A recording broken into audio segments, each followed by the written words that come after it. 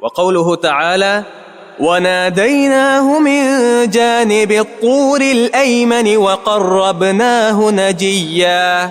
وقوله وإذ نادى ربك موسى أن ائت القوم الظالمين. وقوله وناداهما ربهما ألم أنهكما عن تلكما الشجرة.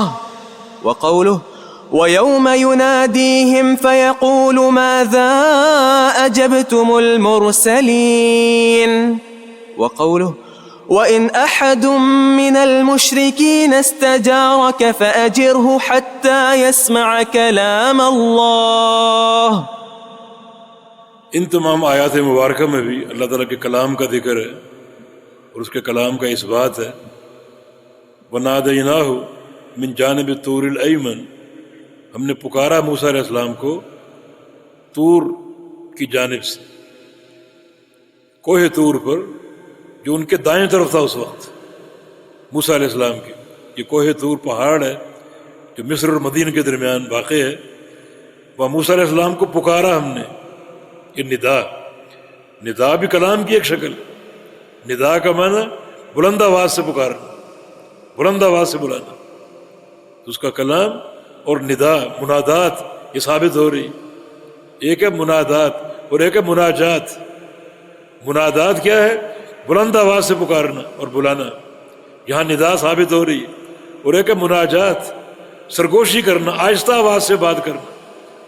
جیسے کہ وَقَرَّبْنَاهُ نَجِيًّا، ہم نے قریب کیا اس کو سرگوشی کرتے ہو. سرگوشی آہستہ بات. تو اللہ تعالیٰ کی کے کلام میں بلند آواز سے پکارنا اور بلانا بھی ثابت ہے اور آہستہ کلام بھی ثابت ہے، سرگوشی بھی ثابت ہے، مناجات بھی ثابت ہے اور منادات بھی ثابت ہے. وَقَوْلُهُ وَإِذْ نَادَى رَبُّكَ مُوسَىٰ أَنِ ائْتِ الْقَوْمَ الظَّالِمِينَ، جب پکارا تیرے رب نے موسیٰ علیہ السلام کو. یہ پکارنا کلام نہیں؟ کیا موسیٰ قوم ظالم کے پاس آؤ ان کو تبلیغ کرنے کے لیے. وَقَوْلُهُ وَنَادَاهُمَا رَبُّهُمَا، اور پکارا ان دونوں کو ان کے رب نے، یعنی آدم علیہ السلام اور ان کی بیوی کو. أَلَمْ أَنْهَكُمَا عَنْ تِلْكُمَا الشَّجَرَةِ، میں نے تم کو روکا نہیں تھا اس درخت سے، کیوں اس کو کھا لیا؟ جنت سے نکل جاؤ. یہاں ندا ثابت ہو رہی ہے، ندا پکارنا جو کلام کی ایک شکل. یوم ینادیہم فیقول ماذا اجبتم المرسلین، کل جب قیامت قائم ہوگی اللہ پکارے گا لوگوں کو اور ان سے پوچھے گا کہ تم نے انبیاء کی دعوت کا کیا جواب دیا. ماذا اجبتم، تم نے کیا جواب دیا؟ المرسلین، رسولوں کی دعوت کا. رسولوں کی اتباع کی یا نہیں کی، کیا جواب دیا؟ یہاں بھی ندا کا ذکر ہے اور ندا کلام کی ایک شکل. بقولہ وَإِنْ أَحَدٌ مِّنَ الْمُشْرِكِينَ اسْتَجَارَكَ فَأَجِرْهُ حَتَّى يَسْمَعَ كَلَامَ اللَّهِ، اگر مشرکین میں سے کوئی آپ سے پناہ مانگے اس کو آپ پناہ دے دیجئے. حَتَّى يَسْمَعَ كَلَامَ اللَّهِ، حتیٰ کہ وہ کلام اللہ سن لے. کلام اللہ سن لے، اللہ کا کلام سن لے. تو کتنی صراحت سے کلام اللہ ثابت ہو رہا ہے. وقوله تعالى وقد كان فريق منهم يسمعون كلام الله ثم يحرفونه من بعد ما عقلوه وهم يعلمون. وقوله يريدون أن يبدلوا كلام الله قل لن تتبعونا كذلكم قال الله من قبل.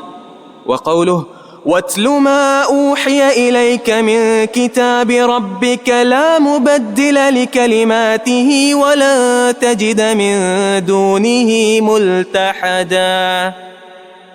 ان تمام آیات مبارکہ میں بھی اللہ تعالیٰ کے کلام کا اس بات ہے. وَقَدْ كَانَ فَرِيقٌ مِّنْهُمْ يَسْمَعُونَ كَلَامَ اللَّهِ، یہ یہودیوں کی طرف اشارہ ہے. ان میں سے ایک فریق سنتے تھے اللہ کے کلام کو، یعنی تورات کو. یہ تورات بھی اللہ کا کلام ہے. ان میں سے ایک فریق سنتا تھا اللہ کے کلام کو. فریق کا معنی جماعت، اور فریق یہ یعنی جمع کے معنی میں ہے، اس کا واحد کوئی نہیں آتا. تو سنتے تھے اللہ کے کلام کو، یعنی تورات. ثم یحرفونہ، من بعد ما عقلوہ، اور پھر اس میں تحریف کرتے تھے سمجھ لینے کے باوجود بھی، وہم یعلمون، اور وہ جانتے تھے کہ وہ کیا کر رہے ہیں، اللہ کے کلام میں تحریف کر رہے ہیں۔ بارکہ تحریف یہودیوں کا فعل شنی ہے، مگر یہاں جو استدلال ہے شیخ الاسلام کا وہ اللہ کے کلام کا اس بات ہے کہ تورات بھی اللہ کا کلام تھی۔ آگے فرمایا کہ یریدون ان یبدلوا کلام اللہ قل لن تتبعونا کذالکم قال اللہ من قبل، اور وہ یہ ارادہ رکھتے ہیں، یہ چاہتے ہیں کہ اللہ کے کلام کو تبدیل کر دے، اللہ تعالیٰ کے کلام کو تبدیل کر دے۔ ان سے کہہ دیجئے آپ ہرگز ہمارے پیچھے نہیں آ سکتے۔ اللہ تعالیٰ کا یہی فیصلہ ہے جو اس سے قبل اللہ نے فرمایا۔ یہ انہیں ایک قصے کی طرف اشارہ ہے۔ سفر حدیبیہ میں اللہ تعالیٰ نے جب وعدہ کر لیا تھا کہ خیبر کے یعنی کہ فتح تمہیں ملے گی اور خیبر کا مال غنیمت تمہیں حاصل ہوگا، خیبر کے غنائم تمہیں حاصل ہوگا، اللہ تعالیٰ کا وعدہ تھا یہ۔ تو منافقین نے بھی اس صورتحال میں جانا چاہا، اللہ تعالیٰ نے ان کے خروج کو روک دیا اور کہا تم ہرگز ساتھ نہیں آ سکتے، یہ خیبر کے غنائم جو ہیں یہ خاص ہیں مسلمانوں کے لیے۔ چنانچہ جب حدیبیہ کے سفر سے واپس لوٹے تو راستے میں یہ خیبر کا معرکہ ہوا، یہودیوں کو شکست ہوئی اور مسلمانوں کے ہاتھ میں بڑا مال غنیمت آیا، ان کے کھیت، ان کی کھجوریں، بلکہ جناب عبداللہ بن عمر کا قول ہے کہ ما شبعنا الا بعد فتح خیبر، کہ ہمیں فتح خیبر کے بعد پیٹ بھر کے کھانا ملا، اللہ نے مالا مال کر دیا۔ تو یہاں مقصود کہ یبدلوا کلام اللہ، اللہ کے کلام کو تبدیل کرنے کا ارادہ کیا اور ساتھ نکلنا چاہا، مگر اللہ نے ان کو روک دیا تھا۔ وقولہ واتل ما اوحی الیک من کتاب ربک لا مبدل لکلماتہ، آپ پڑھیے جو آپ کی طرف وحی کی جا رہی ہے آپ کے رب کی کتاب، اور اس کے کلمات کو کوئی تبدیل نہیں کر سکتا، اس کے کلمات، اس کا کلام، یہاں بھی کلام اللہ ثابت ہو رہا ہے، یہاں بھی کلام اللہ ثابت ہو رہا ہے۔ تو ان تمام نصوص میں اللہ تعالیٰ کے کلام کا اس بات ہے، اللہ تعالیٰ کا کلام فرمانا حق ہے، اس کا بولنا حق ہے۔ تو اصل خلاصہ کیا ہوا کہ اللہ تعالیٰ بذات ہی متکلم ہے، متکلم ہونا اس کی صفت ذاتیہ ہے، اور کلام کرنا یہ اس کے افعال میں سے ہے، کیونکہ وہ جب چاہے کلام فرمائے، جب چاہے نہ فرمائے، اور جو چاہے کلام فرمائے، اسے کوئی کسی کلام پر مجبور نہیں کر سکتا، جب چاہے اور جو چاہے کلام فرمائے، اللہ تعالیٰ قادر ہے۔